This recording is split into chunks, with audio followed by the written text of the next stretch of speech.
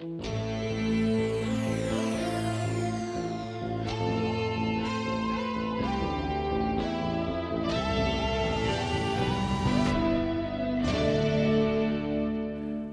sevgili izleyiciler.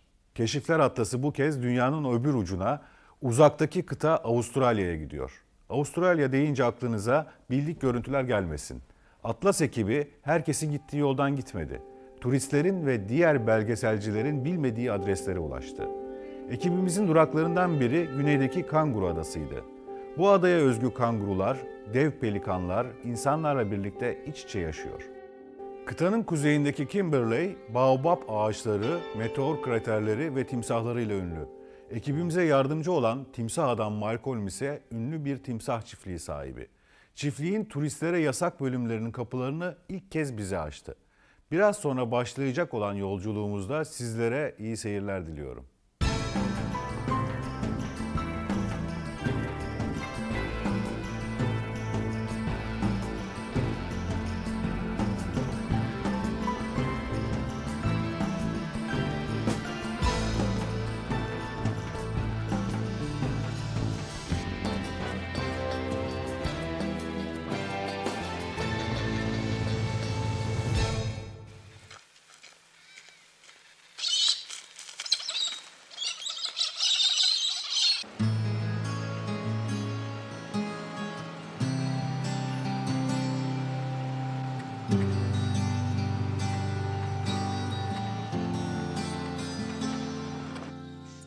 Avustralya'nın Kimberley bölgesi, doğadaki son sığınaklardan biri.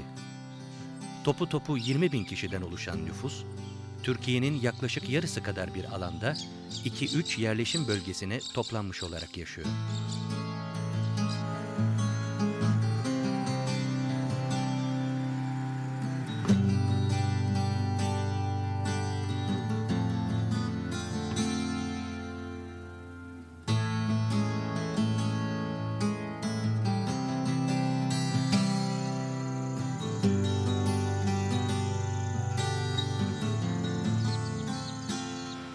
Sydney'den Kimberley'e ulaşmak için yaklaşık 4.000 kilometre kat etmemiz gerekti. Bölgede muson mevsiminde yollar 15 dakika gibi kısa bir sürede geçilmez hale geliyor. Biz de yalnız Kimberley'in sakladığı doğa parçalarını görmek için kuru mevsimi seçtik. Sydney'den bu yana karınca yuvaları görmeye alıştık ama Kimberley'deki yuvaların boyutları bizi şaşırttı. Karıncalar, karıncalar her yerlerde yem arar. Karıncalar, orada mısınız? Avustralyalı karıncalar çok çalışkan. Bırakın saz çalmayı, Ağustos böceği gibi gece gündüz çalışıyorlar. Şu yaptıklarına bakın.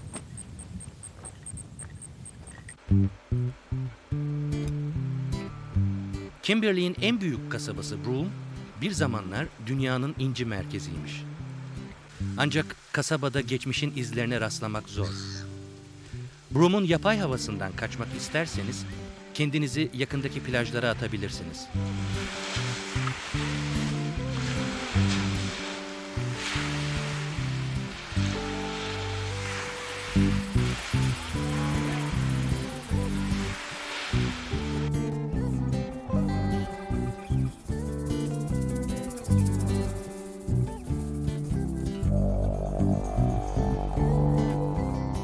Ama Broome, Kimberley'in en ilginç yerlerinden birini de kendisinde barındırıyor. Malcolm Douglas Timsah Çiftliği. Malcolm Douglas, ülkenin ünlü televizyon kişiliklerinden biri. Avustralya'nın, özellikle de Kimberley'in uzak köşelerinden belgeseller hazırlıyor. Timsahlarını ne kadar iyi tanıdığını ve onlara ne kadar saygı duyduğunu sürekli gözlemlediğimiz timsah adam Malcolm, Türkiye'den geldiğimizi öğrenince bize birkaç gününü ayırdı ve çiftlikte turistlerin görmediği bölümlerde neler olup bittiğini gösterdi.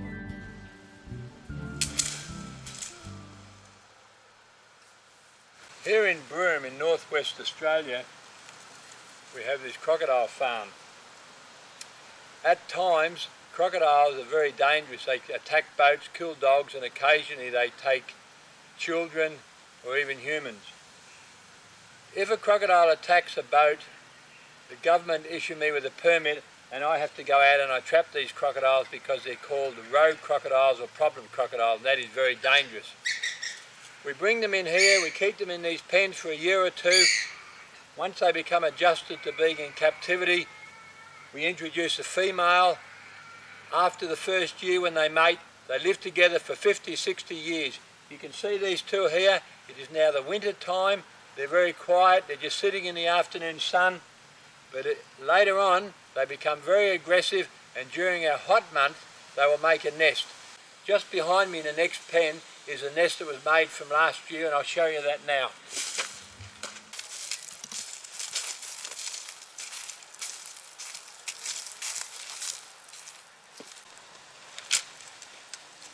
This is a typical crocodile nest. They scratch up all the dirt during the wet season months. They deposit around about 40 eggs in the nest, and the heat of the sun incubates the eggs.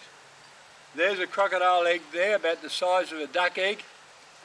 We have to come in here, we fight the females off, we take the eggs out of the nest, and we place them in an incubator. We keep them in the incubator for 82 days at 32 degrees Celsius. At 32 degrees Celsius we get a male crocodile. If we change the incubator by 1 degree to 31 or 33, we get females. So 1 degree change in the temperature of the nest or our incubator controls the sex of the crocodile. Once they hatch out, we move them into the hatchery shed.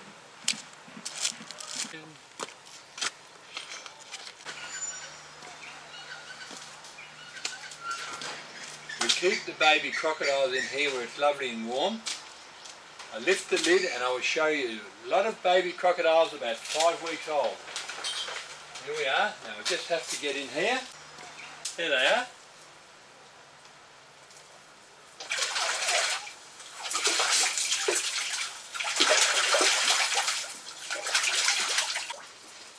Hello.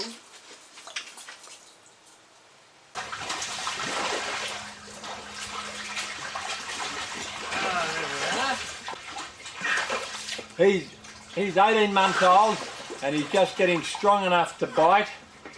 It's a beautiful, stop it, beautiful specimen of a crocodile. There we are. Come on. Very strong animal. Stop it. Stop it. Stop. There we are now. He cannot move. When a crocodile goes under the water, his eye stays open because he has a third eyelid. That little eyelid there, he lets it open. There it is there now. And then he has a normal eyelids, see, so he can close down like anyone else. We feed them a special diet of meat, red meat and white meat, chicken meat, and we put all the chemicals and vitamins in and keeps them very quiet, because if they start biting each other, the skin will be no good. We raise about 1,200 crocodiles per year. When these crocodiles are 3 years old or about 2 meters long, they are slaughtered and the meat is exported all over the world. It is a white meat. All the restaurants love it because it has no cholesterol in it and it presents very well on the plate. We have just sent 10 tonne of meat in the last 2 weeks to Taiwan for the wedding receptions. And what is interesting, we are a licensed crocodile farm, so every skin that is sold from the farm here has a tag on it. It makes it legal, and what is exciting for me, in about 10 years, hopefully we'll be able to stop the illegal trade in crocodile skins. By raising these crocodiles, I have more crocodiles on my farm here than the whole of the Kimberleys of Western Australia. I have over 4,500 crocodiles on one farm here now, and in the wild in the whole of Western Australia there are only about 3,000 crocodiles. If I take a mature crocodile out of the wild for breeding, I have to pay a certain amount of money, and that money is used for research and monitoring the numbers of crocodiles in the wild. So by taking crocodiles from the wild, breeding them, we build their numbers up, and at any time the government can come along and take around about 10% of what crocodiles I hatch out to replace them back into the wild.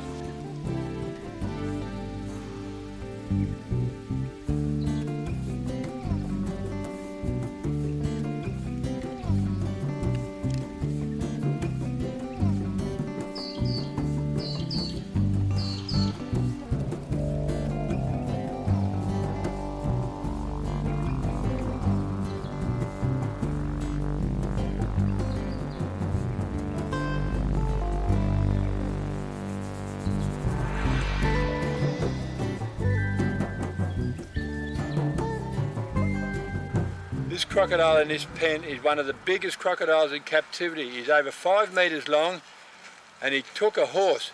He came out of the water, he went up into the stockyards, and he killed the horse and he dragged it all the way back into the water. Because it's a winter time, he's very quiet.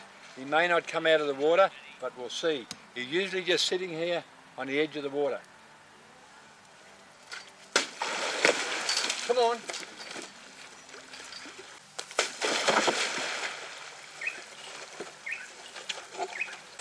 Okay, well, I'll Fraser not bringing all his tour up here in 5 minutes. I'll be in trouble.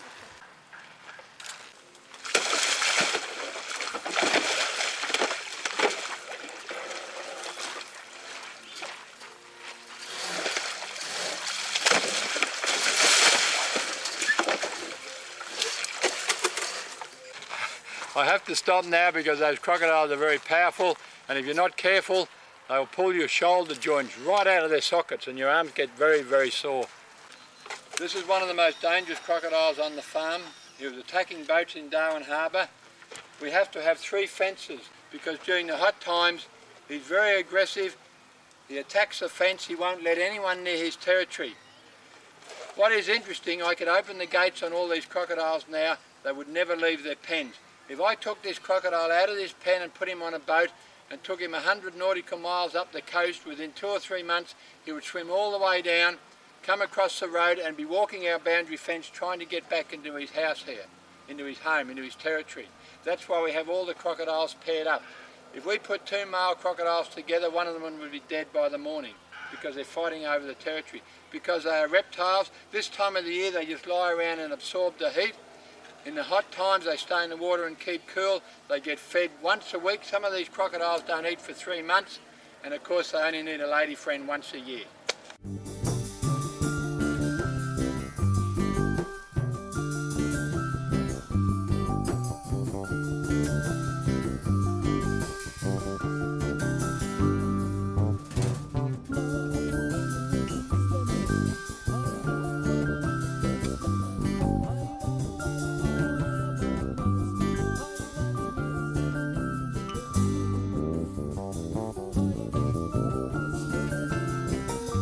Avustralya'da 2 tür timsah var.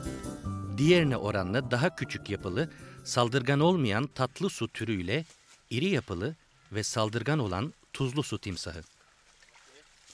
Çiftlikte kaldığımız günlerin birinde dişi bir tuzlu su timsahının çiftliğin kent dışındaki ziyarete kapalı bölümüne taşınmasına tanık oluyoruz.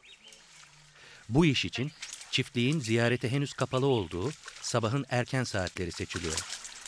This is one of the oldest and largest females we have. I caught her in the bush in 1984, around about 15 years ago.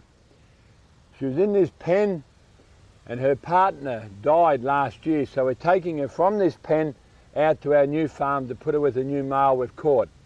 She's exceptionally large for a saltwater crocodile. She lays around about 50 eggs every year. Unfortunately, last year she didn't have a partner, so the eggs weren't fertile. Surprisingly, with crocodiles, you can hold their jaws closed just with some tape like that. You notice we've just put this electrical tape on. When they open their jaws, they can lift it up very quickly, but there's no power.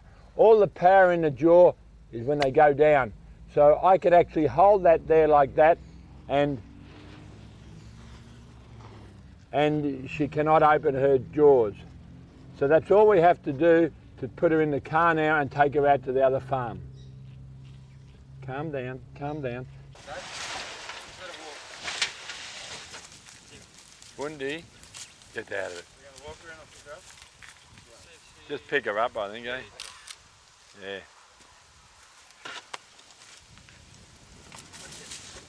Bundy.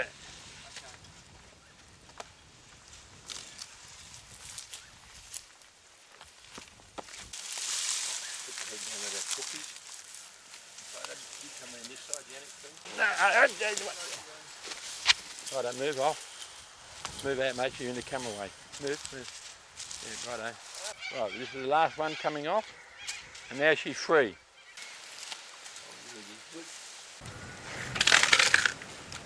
Go on.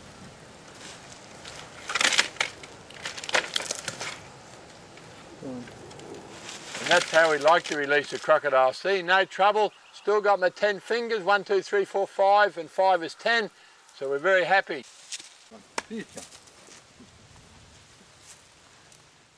Crocodiles love attacking wild dogs and domesticated pet dogs. So when I'm out in the bush, I always have my favourite dog with me, because if a crocodile's going to attack me, it'll always attack my dog first. And as much as I love my dog, I'd rather the crocodile took the dog than took me. Here. Come on.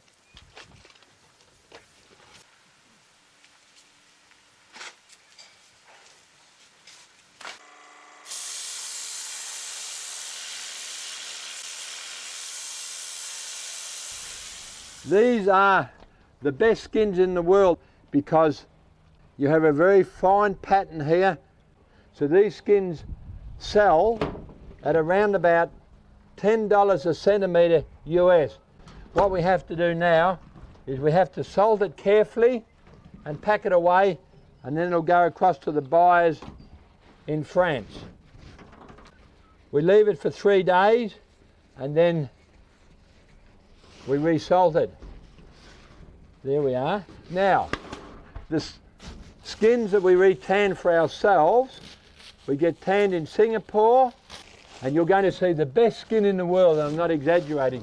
These are absolutely beautiful. They're breathtaking.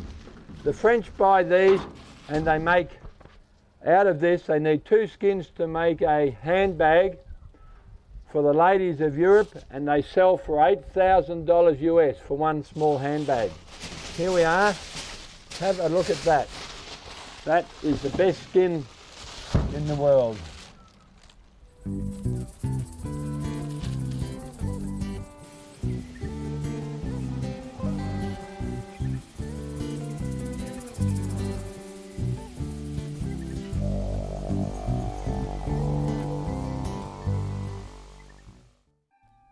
Avustralya topraklarını kuzeyden güneye geçtiğimizde doğanın, özellikle de yöreye özgü hayvanların yalnız bırakıldığı bir başka yerle karşılaşıyoruz.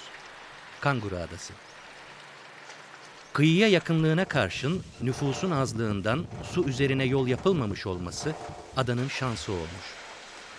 Adaya ulaşımda uçak dışındaki tek seçenek kısa süreli ancak pahalı bir feribot seferi.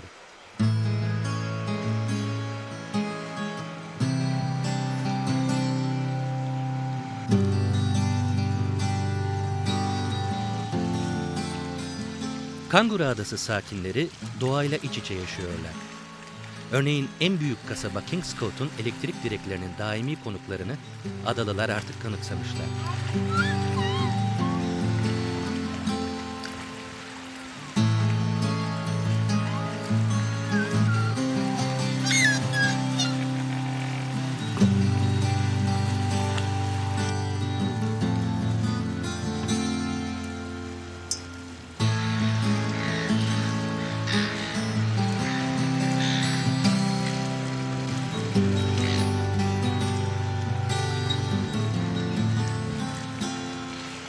Pelikanlar Kingscote iskelesinin yakınındaki bir noktada sabah saatlerinde toplanmaya başlıyorlar. Yakınlarından geçen tek tük insana ya da otomobillere dönüp bakmadan kararlı bir şekilde bekliyorlar. Sanki bir bildikleri var. Derken öğleyi biraz geçe pelikan adam John görünüyor. Yanında onu seyretmeye gelen turistler de var. Pelikanların ısrarlı bekleyişlerinin nedeni anlaşılıyor. John her gün aynı saatte onlara kova kova balık getiriyor. The birds that we have here are the largest of the pelican species found in the world, and that's the Australian pelican. As you probably noticed, they're extremely good flyers. They can in fact get to a height of 10,000 feet, which is a hell of a long way up. And the odd one will even make it from Australia to New Zealand, which is a flight of about 1,500 miles. Their normal range extends from southern Indonesia down to northern Tasmania. Now you can see these birds are pretty well saturated, whereas the seagulls are still bone dry because they've got that extra oil and grease in their feathers. And if you look at these birds, you can see they're shivering with the cold. I'll begin by trying to feed some seagulls. If they're hungry, they'll take the fish from my hand. The pelicans will regard that as a complete waste, and we may see some aerial combat. If you're really lucky, the combat will take place over your head and you may get bombed. Now when pelicans eat their food, they don't chew it at all, they simply swallow everything whole. You just have to accept they can swallow a fair bit in one hit.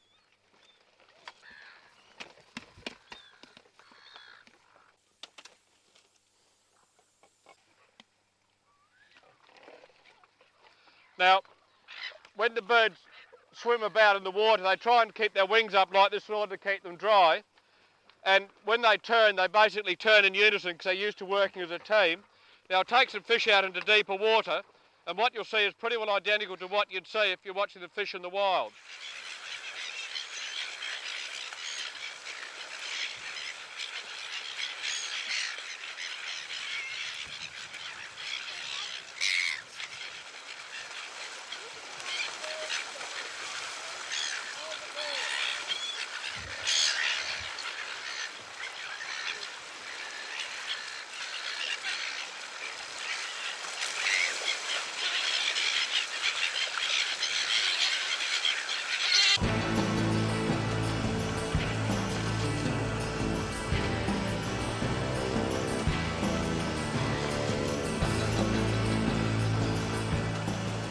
Batı kültürlerinin büyük ilgi ve nostalji kaynağı deniz fenerleri, Kanguru Adası'nda da ilgi görüyor. Bunların en ünlüsü Bordaburnu'ndaki fener. 1858'de kare formunda inşa edilmiş bu fener, yalnız rehberli gruplarla gezilebiliyor.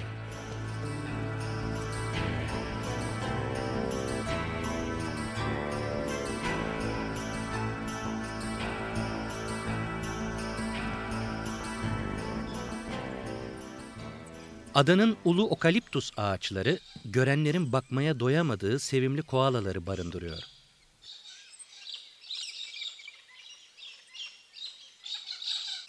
Dokunmamak için kendinizi zor tuttuğunuz koalalar, ana kıtada yok olmalarından korkulup adaya sonradan getirilmiş bir tür.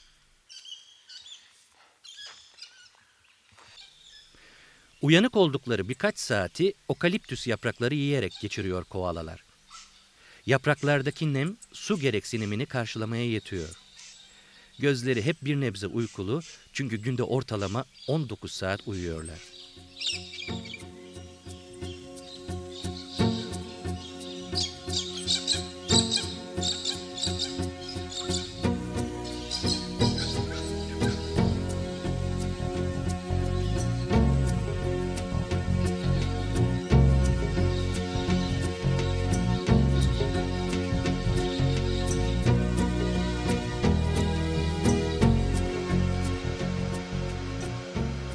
Adanın güneyindeki bir körfez, türü tehlikede olan Avustralya deniz aslanları tarafından yuva olarak seçilmiş. Sıkı denetimlerle hayvanların turizmin kötü etkilerinden korunmaları sağlanmış. Körfezde 1 kilometrelik bir şerit boyunca yüzmek ve balık tutmak yasaklanmış.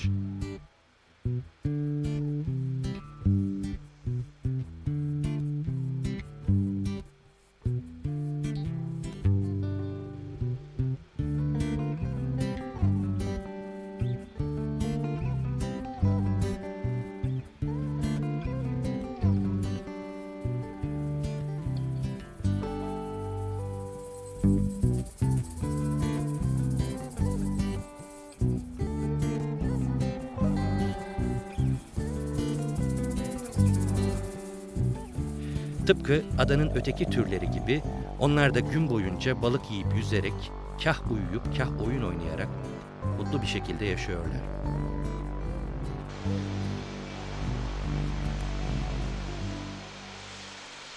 Yeni Zelanda kürklü fokları da adadaki özel türlerden biri. Kendilerine yaşama alanı olarak doğal korumalı Quadic burnunun kayalıklarını seçmişler.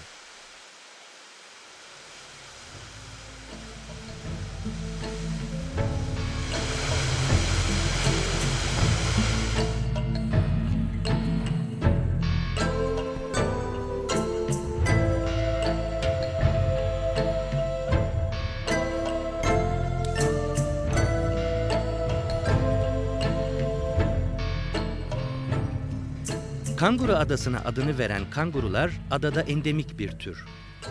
ana kıtada rastlanan türlere göre daha küçük ve daha koyu renkli. Özellikle Flinders Chase Milli Parkı'ndakiler insanlara fazlasıyla alışkın.